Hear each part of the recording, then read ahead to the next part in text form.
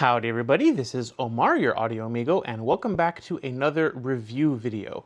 There were an awful lot of comments in my Hiby M300 versus FiiO JM21 video, specifically asking about this, the Hiby R4.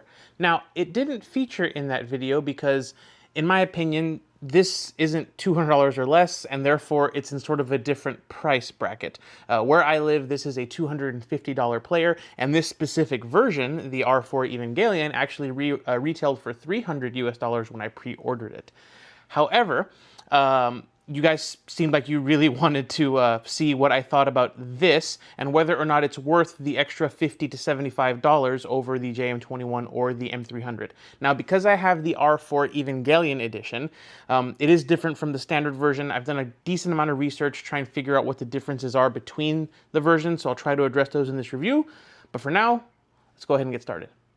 We'll start, as we did last time, by going ahead and pulling up the spec sheet for the Hiby R4 here. The R4 is actually running an older version of Android compared to the M300, the JM21. Both of those are running Android 13. This is on Android 12.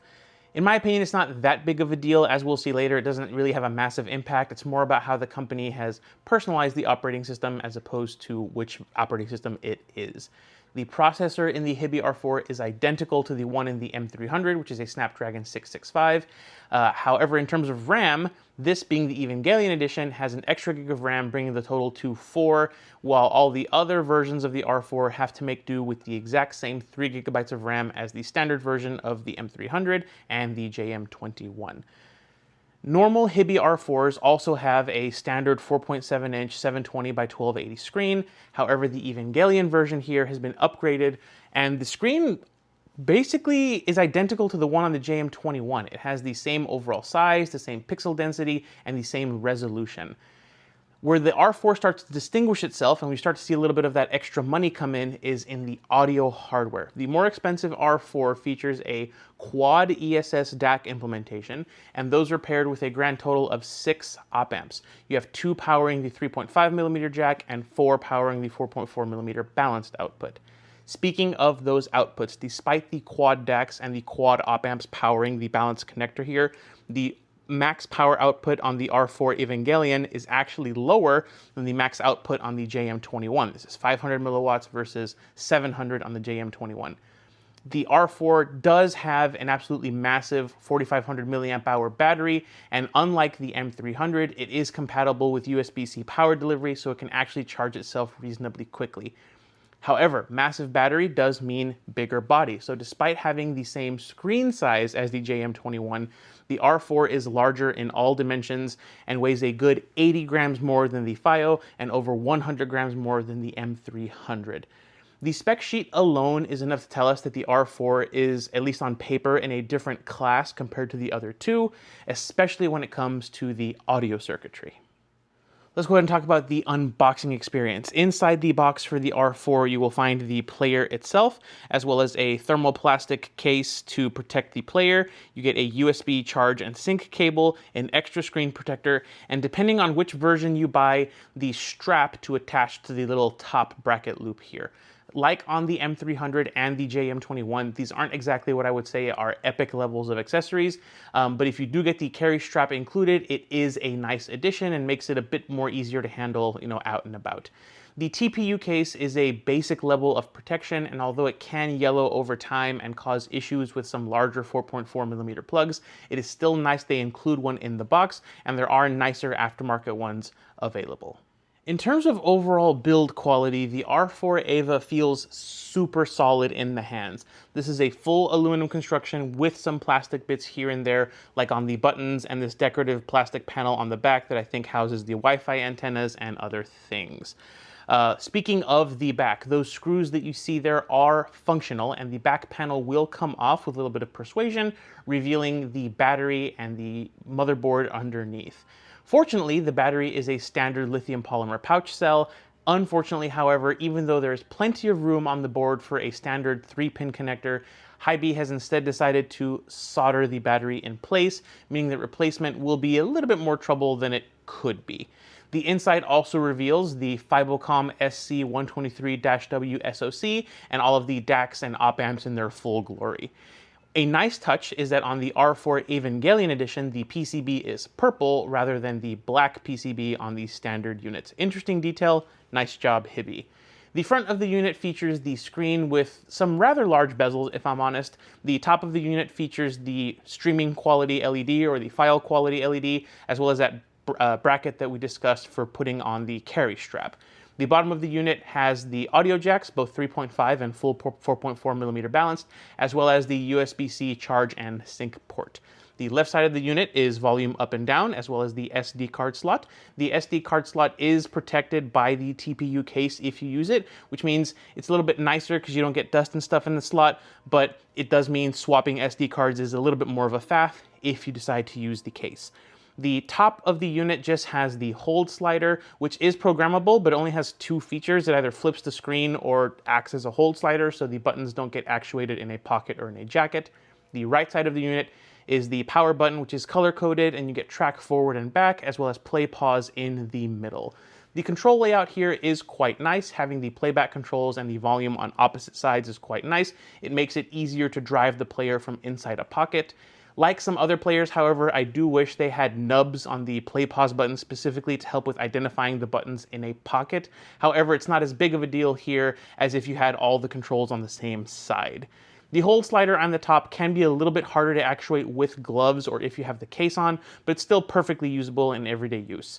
Overall, this is a very solidly built player. The weight and the heft gives you some nice confidence. It feels like it could take a licking and keep on ticking, but seeing as mine's the Evangelion unit, I'm always very, very careful with it because I don't want to scratch the paint. Okay, time for the user experience. Elephant in the room. I very heavily customized the Android implementations on the JM21 and on the M300. I did not do that here on the Hiby R4. Why? Because this comes skinned from the factory with this amazing Neon Genesis Evangelion UI that I think is amazing. And if I were to put a new launcher and a new skin on it, it would basically take away a lot of that magic, I think. However, seeing as the only version that you can buy nowadays is the standard R4 with no custom ROM or anything, I will mention that the Android implementation here is every bit as customizable as the M300 and the JM21. I would also like to mention that this was my daily driver audio player from the time I got it up until I got the M500 Miku player.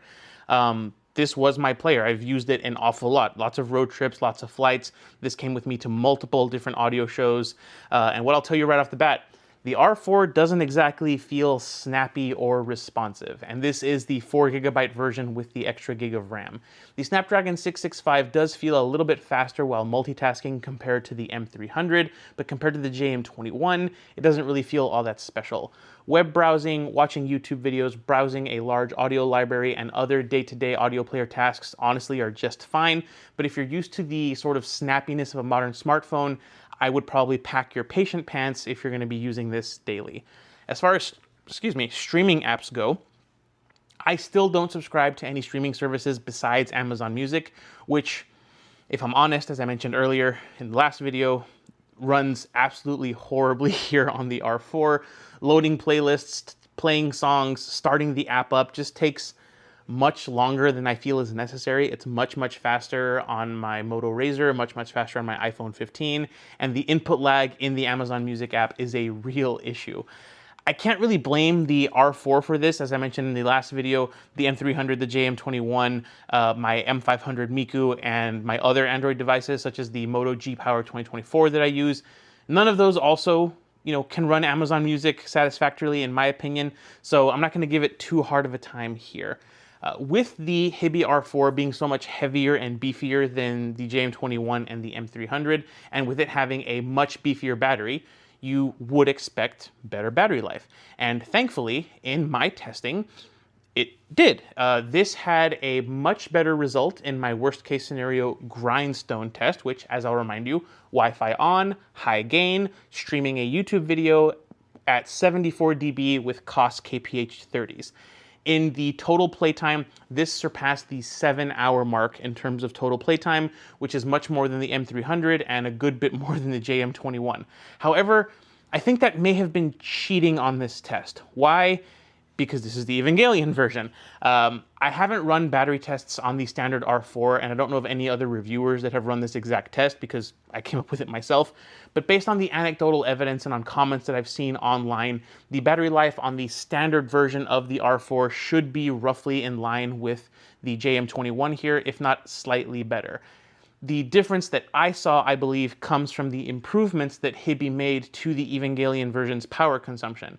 The standard version of the R4 does get noticeably warm during audio playback, especially on high gain mode, and it does eat a lot of battery if you're using it with more demanding headphones. Those are two things that Hiby claimed to have improved here on the R4 Evangelion edition, and if the result in my grindstone test is any indication, I do think that the Ava version of the R4 does have noticeably better battery life than not just the JM21, but also the standard R4. Taking into consideration the standard R4 sort of anecdotal evidence versus anecdotal evidence of the JM21, I would expect about an hour or two of extra music playback on the standard R4 compared to the JM21, and maybe an hour or so more compared to the M300. But as is usual with any battery life information, your mileage can and will vary a lot based on your individual usage. Now, talking about output power. While the R4 doesn't quite reach the same heights that the JM21 does in terms of sort of pure oomph, it is a good bit more powerful than the M300. Now that's not really saying a lot. The M300 was already perfectly capable of powering all of the headphones and IEMs in my collection, including the super power hungry ones like my AKG K340s. So the extra power headroom on the R4 is appreciated, but it's also not strictly necessary. The other thing is that Hiby has talked at length about the amplification design here in the R4 being Class A. As I said, on the original version of the R4, that negatively affected not only battery life, but operating temperature. Here on the Evangelion, not as much of a problem. I personally, I'll talk about this in the audio section, don't hear a ton of difference between this unit and these units in terms of overall sound quality, but if you prefer Class A amps, the R4 could be an excellent choice for you. As far as in-hand feel, sort of typing, scrolling, browsing music, everyday usage goes, the weight and the chunk factor of the player does contribute to, I would say, a less than stellar one-handed use experience. However, typing with two hands is pretty nice. The overall responsiveness and accuracy of the touchscreen is also good.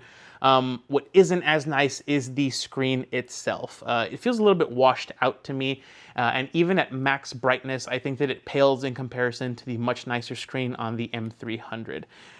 However, as I mentioned earlier, at least here on the Evangelion edition, I think these two might even be using the exact same panel. They look very, very similar, at least to my eyes. I wish this had a better screen. I think the Evangelion graphics on this particular unit would really benefit from a high contrast, high dynamic range panel, but at least this screen version is better than the standard R4, which is sort of a little bit infamous for having very low peak brightness, especially in bright daylight. So if you're going to be using the unit outside a lot, maybe keep that in mind. The JM21 does have a better and brighter screen, so does the M300 compared to the standard R4.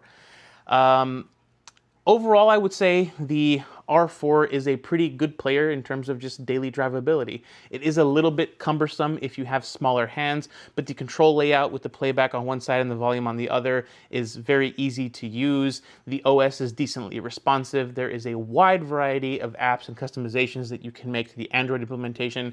The included case is really nice for just daily usability, so long as you don't have massive 4.4mm plugs that interfere with the case. And if that is the case, as I mentioned, there are other aftermarket case options, but since they're not included, I'm not going to talk about them here. Okay then, I hinted about it earlier, but now we have to talk about the sound. The R4, as I mentioned, features a Class A amp, 3 distinct gain modes, low, medium, and high, Hiby's Magic Sound 8-ball, which some folks really like, but I honestly think it's just obfuscated PEQ, and I would rather just play with the PEQ and power amp. Like with the M300 and the JM21, the R4 doesn't really get in the way of me and my music in terms of sound quality. If you are using very sensitive IEMs like some of the Campfire Audio or some of the cheaper KZs, there is an audible noise floor on both the 3.5mm and the 4.4mm outputs, especially if you're using medium or high gain mode. However, if you're using headphones or harder to drive IEMs, that noise floor is less of an issue. I essentially never used high gain my entire career using this player, only with things like the aforementioned K340s did I ever use high gain. I mostly stuck with medium gain for headphones and low gain for IEMs.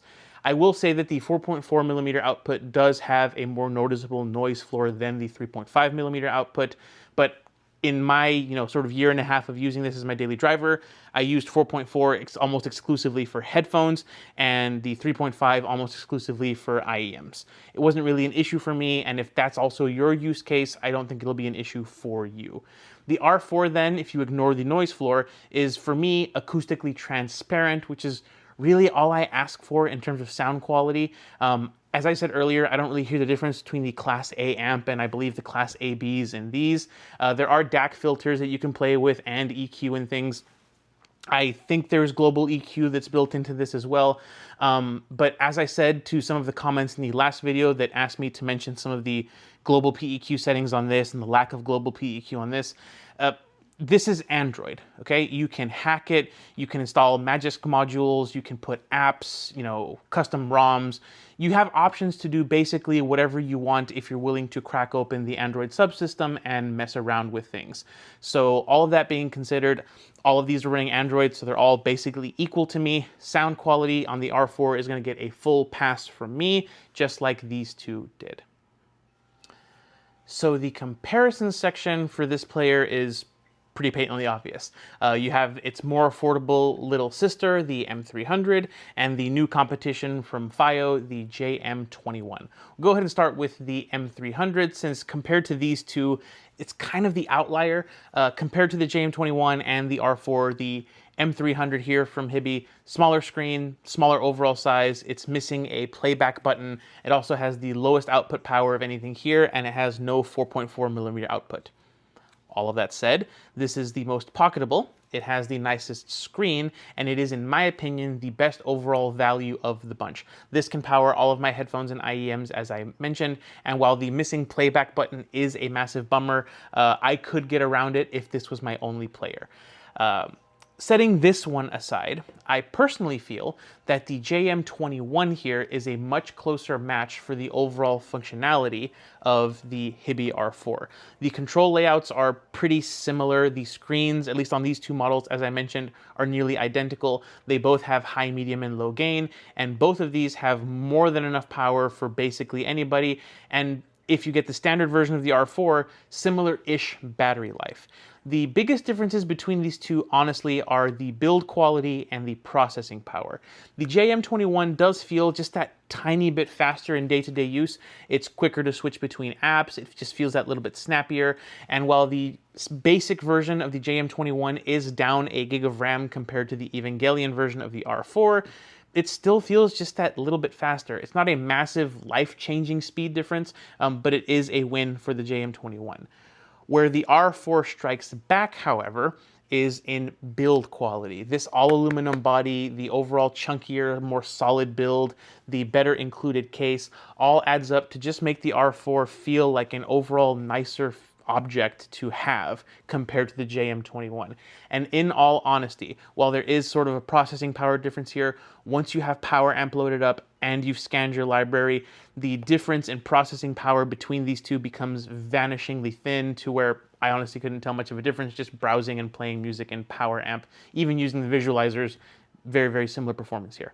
Now, this is the most important part of the review. I've mentioned this all review long. All of my experience here is based with the Evangelion limited edition version of the Hiby R4, which, as I said, not only has an extra gig of RAM compared to the standard version, but also has a much nicer screen and, according to the data that I've collected, better battery life. I have seen the screen on a standard R4, and as I mentioned earlier, it's dimmer and overall worse than basically everything here.